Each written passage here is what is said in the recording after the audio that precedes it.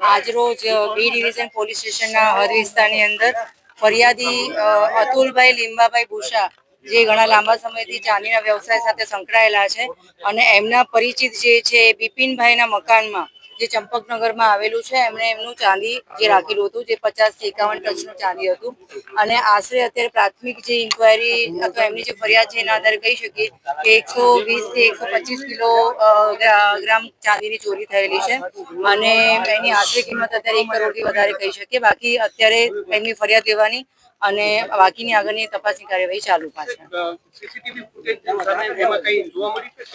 અત્યારે CCTV footage જે છે એને ચેકિંગ કરવાનું ચાલી રહ્યું છે. ના અત્યારે હું હાલમાં ના કહી શકું, અત્યારે તપાસ ચાલુ છે. લગભગ 1.5-2 કલાક પહેલા જ મારા વિસ્તારમાં જે કંઈ ચાંદીના ઓર્નામેન્ટ્સ અને ઇમિટેશનનો બહુ મારા મત વિસ્તારમાં બહુ મોટો ઉદ્યોગ છે અને સવારના જ મને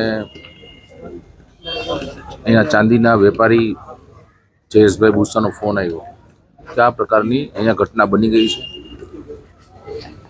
તરત જ મેં ડીસીપી ક્રાઇમ માંગરોળજીના ધ્યાનમાં મેં મૂક્યું કે આ પ્રકારની અમારે ત્યાં ઘટના થઈ છે. તેઓ પોતે ક્રાઇમ બ્રાન્ચની જે પીઆઈ છે ગોંડલિયાજી અને એની સમગ્ર ટીમ બી ડિવિઝનની ટીમ તરત જ આવી અને જે કાંઈ એમને પ્રાથમિક તપાસ કરવાની હોય, એફઆઈઆર કરવાની હોય, આજુબાજુના જે કાંઈ એમના સર્વેલન્સ અને જે કાંઈ સિસ્ટમ હોય પોલીસની એ કાર્યવાહી કરી રહ્યા છે અને લગભગ ત્યાં સુધી મારા ધ્યાનમાં થોડું ઘણું આવ્યું છે ત્યાં સુધી 140 કિલો જે ઓર્નામેન્ટ છે ચાંદીના તૈયાર દાગીના એમની ચોરી થઈ છે. એટલે પોલીસ અત્યારે એમની કાર્યવાહી કરી રહી છે. મને વિશ્વાસ છે કે પોલીસ જેમ બને જલ્દી આ ગુનો જે ચોરીનો બનાવ બન્યો છે એને ડિટેક્ટ કરશે.